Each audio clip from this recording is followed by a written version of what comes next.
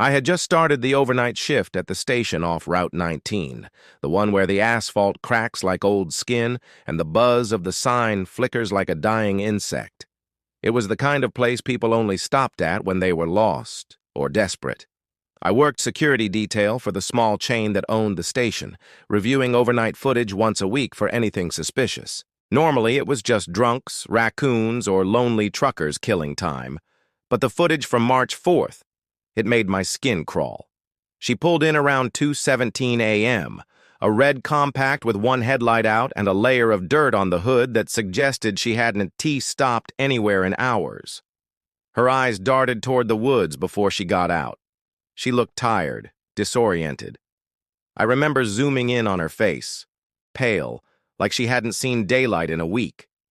The clerk on duty that night was someone I didn't know, a man with a limp and a long scar across his neck. He wasn't on our employee records. That's what caught my attention first. In the footage, he stepped out of the shadows near the air pump as if he'd been waiting. He smiled and gestured toward her tires. She looked unsure, but eventually nodded. He crouched by her rear wheel while she paced near the door. The cameras had no audio, but her body language was enough, arms folded, constantly glancing toward the road like she was weighing whether to run or trust him. She stayed.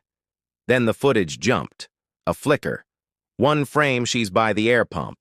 The next, gone. No cut, no glitch, just gone. The man stood, wiped his hands on his shirt, and walked into the garage like it was nothing. That was the last we ever saw of her. No car leaving, no door opening, nothing. It took me 2 hours just to breathe normally after watching it. I rewound and rewound, convinced I missed something. At 2:17, she's real. By 2:22, she's not. It's like the earth opened and swallowed her whole. But what chilled me most wasn't the footage. It was what I found 3 days later when I went to the garage in person. The bay door groaned as I pulled it up, dust swirling in the stale air, and there, scratched into the concrete floor behind the tool chest, were 5 words carved with something sharp. "Help me. Still in here." I didn't tell anyone about the message on the floor. I should have, but something about it felt wrong. Like saying it out loud would make it more real. I stared at those words for a long time, tracing the grooves with my flashlight. The scratches were deep, frantic. There were also small smears along the base of the wall, like rust. But when I got closer, I realized they weren't rust. They were dried blood. The deeper I went into the garage, the colder the air became. Not just cold, wet, like the inside of a crawl space. My flashlight flickered twice before dying completely, even though I'd just changed the batteries that morning. I used my phone light and moved toward the back, where an old locker stood slightly ajar.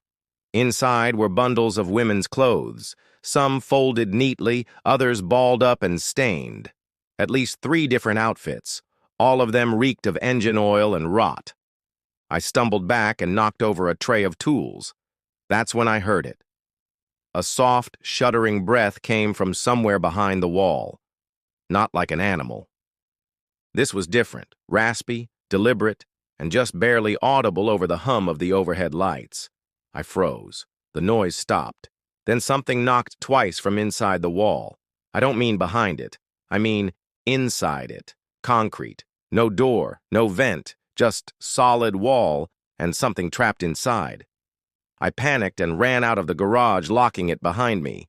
I spent the rest of the night replaying the footage on a loop. That man. He wasn't limping the second time he appeared. He walked perfectly fine into the garage and shut the door behind him. I paused the feed on his face, but the shadows always seemed to blur his features. Then something caught my eye.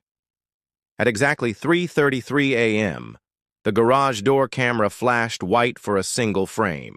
Just one. I stepped through it frame by frame. My blood froze. In that single flash, the woman was standing in the center of the garage.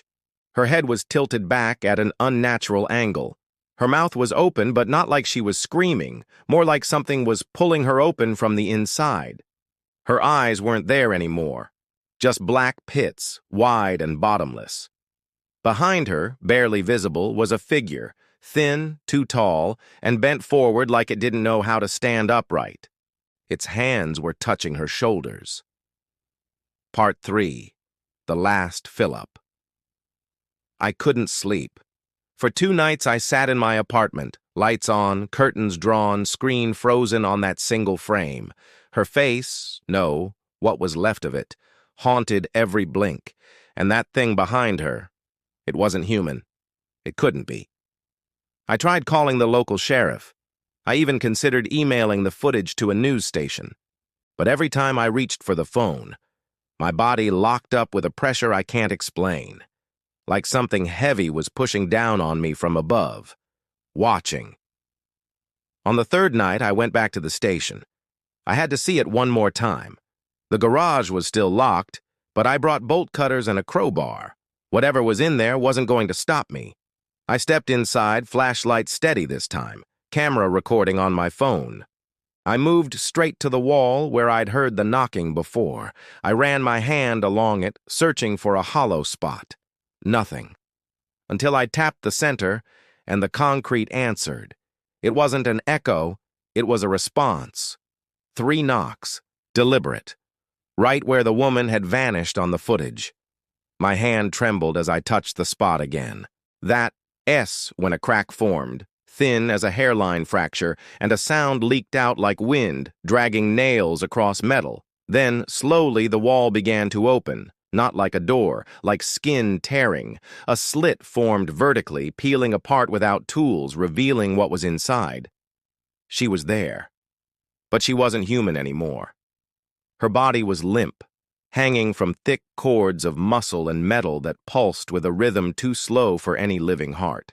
Her face twitched like it was trying to remember how to move. Her eyes opened. They were still gone, just black. And then her mouth moved, the voice not hers but many, layered like static. It said my name. I never told her my name. The last thing I remember was her smile, wide, splitting open her cheeks far past where any mouth should go. Then came the light, not blinding, but suffocating. When I woke up, I was outside, lying by the air pump. My phone was gone. The garage door was sealed like it had never been opened.